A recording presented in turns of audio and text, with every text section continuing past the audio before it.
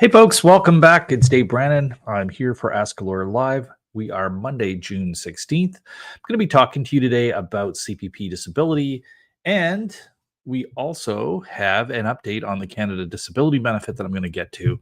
But let's start by diving into our main topic today, which is going to be how CPP disability interacts with long-term disability, EI, and workers' comp.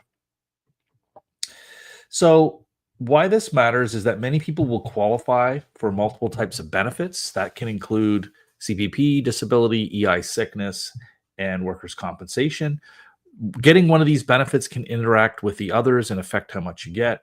And understand how they coordinate. That's what it's called when you make these benefits work with one another. Understanding how they coordinate will matter, and to make sure that you don't get overpayments and run into other problems. Now, first of all, let's talk with CPP disability and long-term disability insurance. I'm just going to bring up my notes here. Just bear with me a second. Okay. So with long-term disability insurance, most group policies, they will require you to apply. So most long-term disability group policies will require you to apply for CPP disability. Most people are aware of this. And it's not optional. The way the policies are worded, if you don't apply for CPP disability, the long-term disability insurers can deduct it from your benefits. They'll estimate and deduct what you quote unquote should be getting for your CPP disability. They can deduct that from your long-term disability benefit. Now, in most cases, the insurer will also be reimbursed for your past long-term disability benefits paid to you that covers the period of any retroactive payment of CPP disability. Now that can be thousands and thousands of dollars, and depending on how you set things up when you applied for CPP disability, they will either CPP will either pay the money directly to them, or they'll pay the money to you, but you will then have to pay it over to the long-term disability insurance company. Now, if you don't pay the long-term disability insurance back, now you can get into situations where they will stop your long-term disability benefits, or they'll start deducting from future monthly payments to pay for the past benefits and things like that. If there's enough money owed, sometimes they'll often sue you to get the money back. All right, let's look at CPP disability and EI sickness. So these benefits, EI sickness benefits are only available for 15 to 20 weeks, and they're intended to cover short-term illness. Now, often there's not going to be an overlap between CPP disability and EI sickness, usually because you will qualify for EI sickness in the months leading up to when you can actually get CPP disability. CPP disability has a waiting period of 4 months, which is the length of time, like that exceeds the length of time that you can get that you can get EI sickness. So usually these will not overlap and you won't have to pay back. However, if they do overlap in terms of when the payments happen, for whatever reason, maybe you had some sick benefits from work and you couldn't get EI sickness right away, you got EI sickness later, so there was an overlap. If there is an overlap of the period where retroactive CPP disability starts and you were getting EI sickness paid at that time, you would have to pay back EI sickness for the money. So just keep that in mind, that if there's an overlap there, you may have to pay back EI sickness from the retroactive payment once you receive it.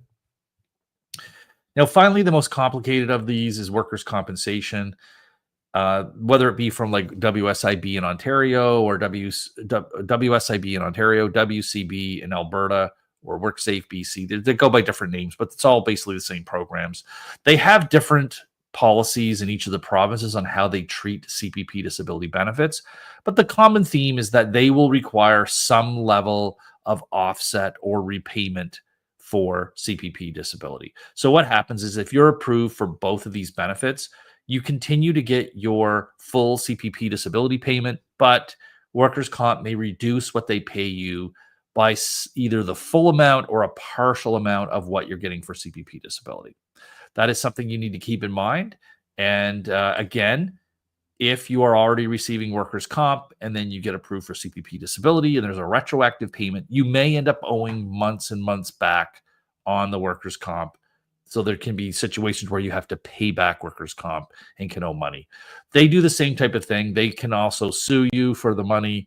They can offset it from future benefits if you don't pay them back the past amount owed. Now, in summary here, we've got a few key takeaways. So number one, CPP retroactive payments are the biggest source of your problems. It's, quite frankly, when it comes to offsets and overpayments with LTD, EI, and workers' comp. Now, if you don't have any of these overpayments, then you can get to keep the retroactive payment from CPP disability subject to taxes and things like that. Now, second, you always want to keep your benefit providers in the loop. So if you're on long-term disability or you are on workers' comp, keep them in the loop that you're applying for CPP disability.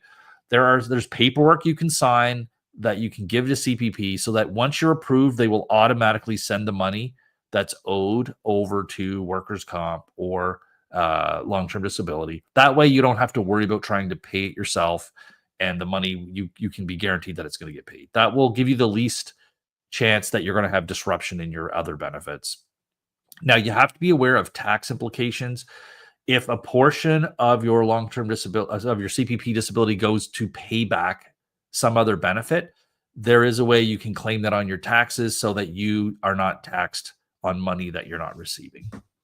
I won't go into detail on that because it is kind of complicated. I have covered it on other episodes, and I can get into more detail on that if people wish. But for now, let's get to the end here. And I think I don't want to keep repeating myself here, but just keep in mind that CPP does interact with most other benefits. Each program has its own rules, so you have to look into that and how it works. And the key to avoiding problems is keeping your other benefit providers in the loop. And when in doubt, seek legal help. Talk to a lawyer, advocate, or accountant who understands how these things all interact. Now, that's it for that. I do have some good news, some updates for you who have been seeking an update on the Canada Disability Benefit. We have it, finally.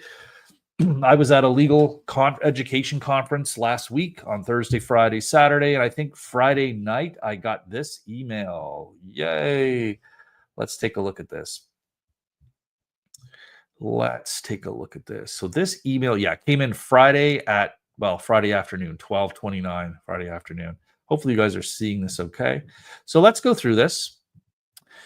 This email came in. Honestly, I've just skimmed it over. I thought about going live on Friday night. Then I thought better of it because I'm like, no, I'm away at a conference here. I need to, last thing I need to do is try to do some live stream from my hotel room.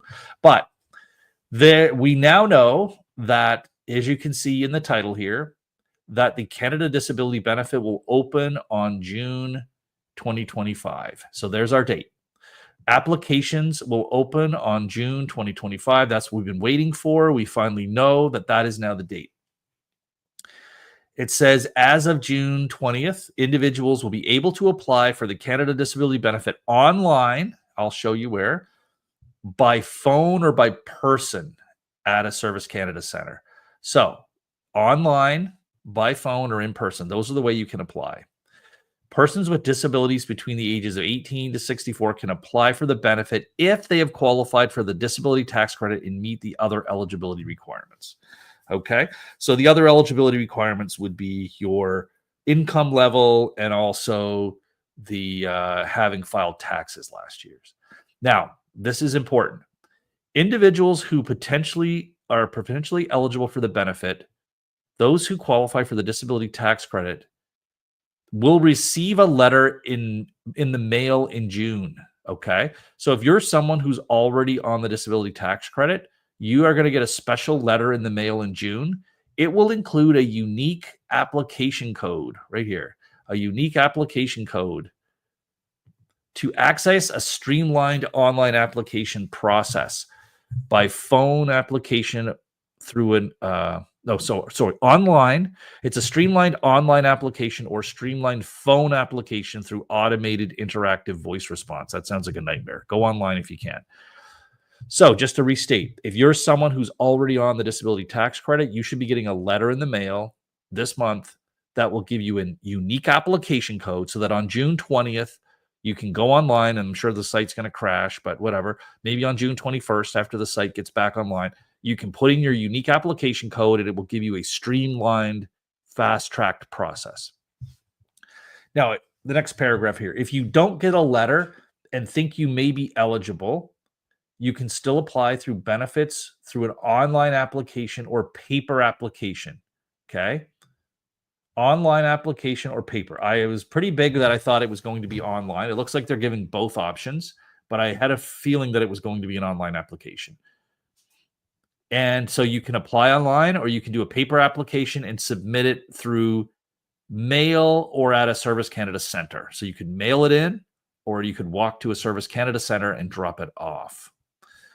In addition, clients will have the ability to receive program and application support with an officer across all Service Canada channels.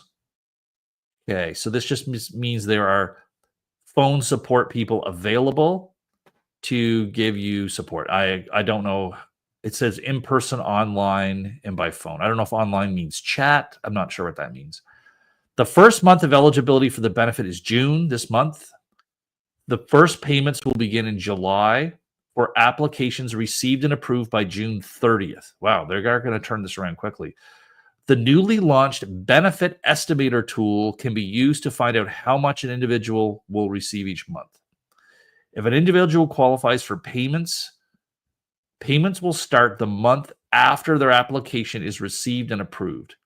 If the application is approved in July or later, an applicant was eligible for payments in earlier months, they will get back pay. But back pay can't go any further back than this month because this is the first month of the program.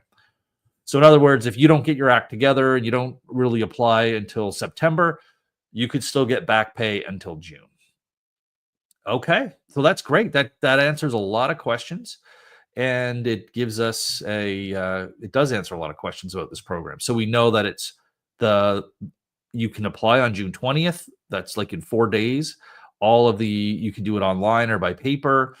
We have the new website. I'm going to go look at that right now. There's not much to the website. I'm going to give you the heads up here, but let's go take a look at the website. So I'm going to screen share this. Just bear with me here. Here's the website. I'll put a link to this in the chat. So here is the website.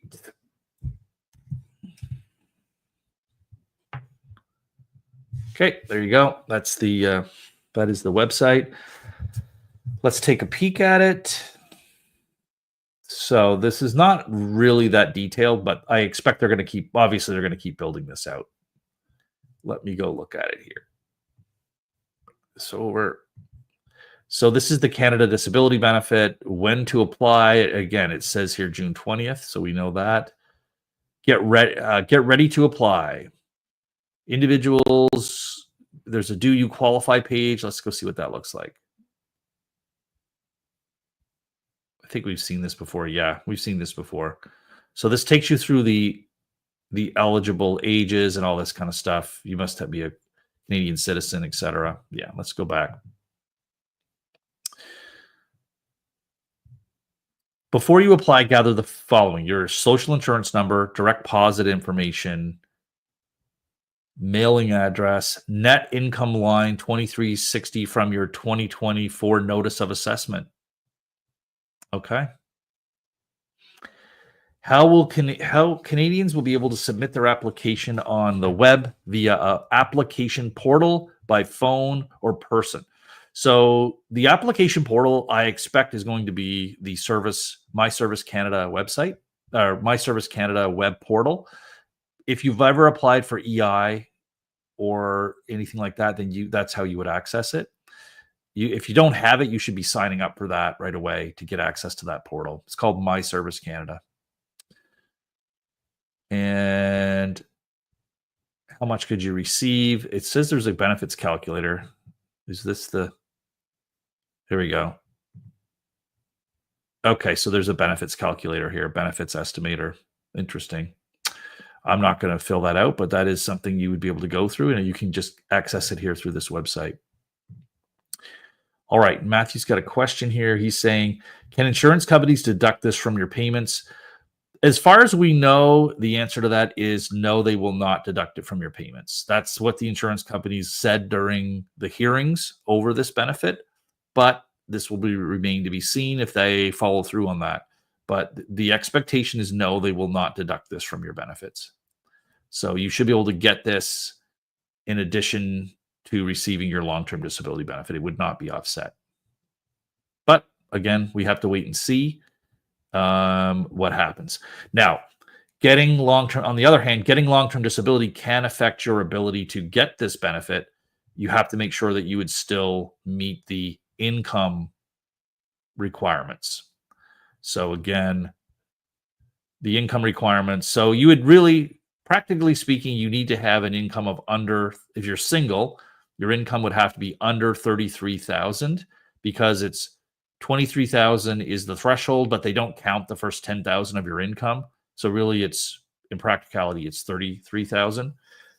So if your income is over 33,000 and you're single, you will get some portion of the $200 a month benefit up to a certain point. They reduce it here.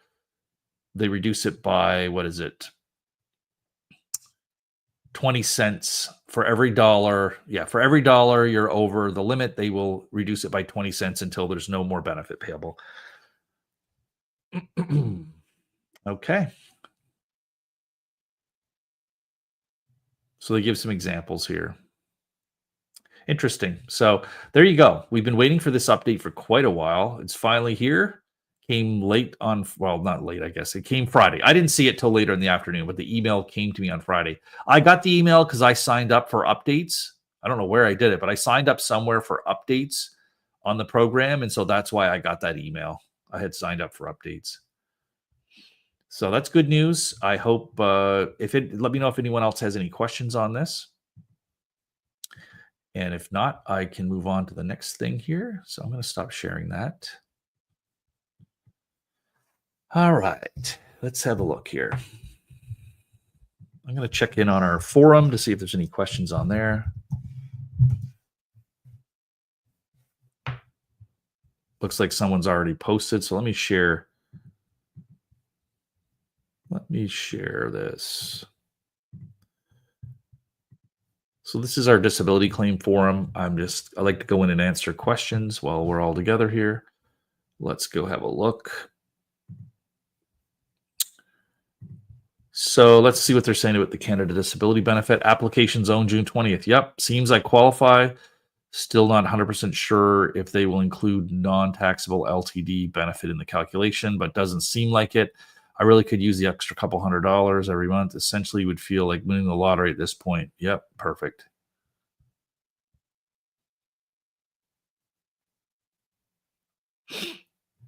Okay, perfect. They're saying they use line 23,600 on the NOA, so has nothing to do with non-taxable LTD. There you go. There you go. I would still maybe mention it during any application process, but just to make sure, but it looks like this person's probably correct. They're not going to deal with it.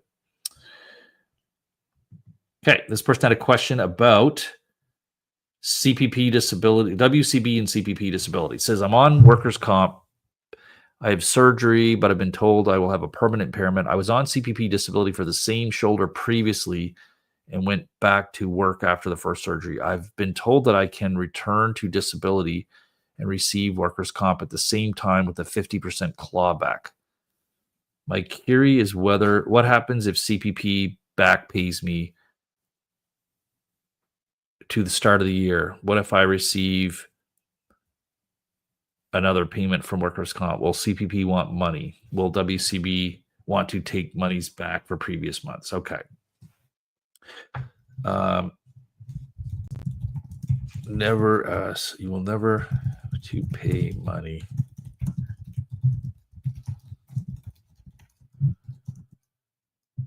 if the CPP disability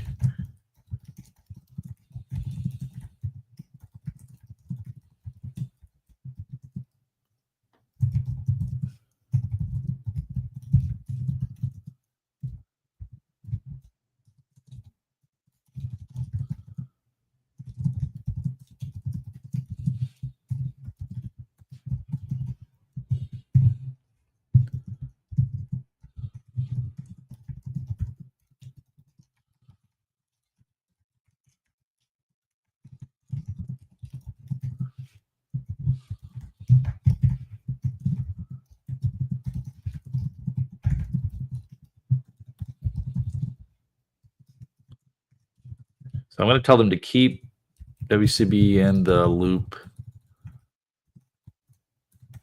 and give them a copy of your payment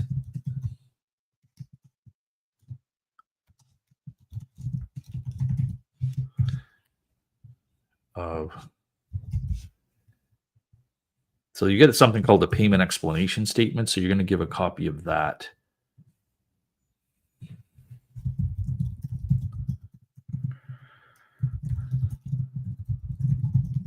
So when approved,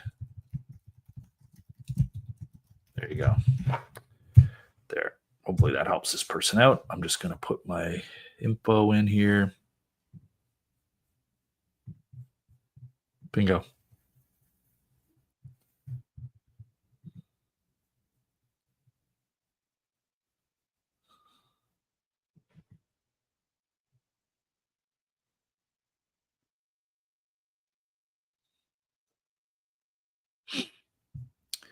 All right. I think that's all for there.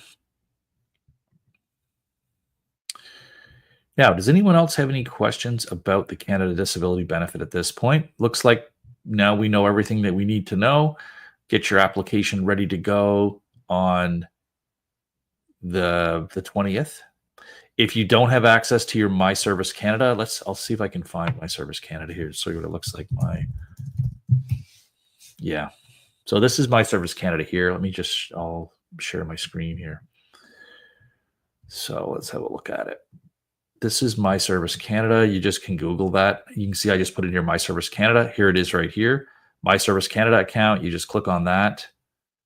And there's different ways for you to sign in.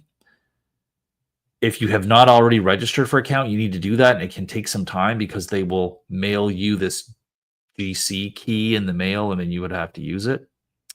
I'm not going to log into my account here just for privacy reasons, but that's what you would do. You would log in, sign in through one of these ways. I usually sign in with this password. But once you get in there, that is where you're going to see an online application. That's how I would encourage you to do the application if you can. However, if that's not possible, then you can go with one of the other methods that they talked about. And those other methods would be, let's take a peek here, just to rehash this one more time. Those other methods would include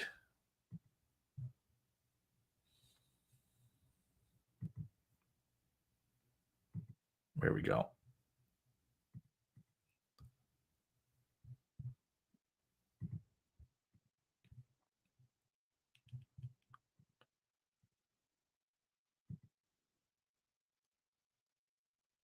So web application by phone, which I don't recommend, but if you had to, no other way to do it, that would probably what you'd have to do. And finally, you could go You could drop off an application at a Service Canada center. Now, going to the Service Canada centers, I don't know how up to speed they're going to be if you just show up on the 20th. Like, I don't know how much training they've rolled out. I'm sure they have. So you would have to just show up there with your printed out application.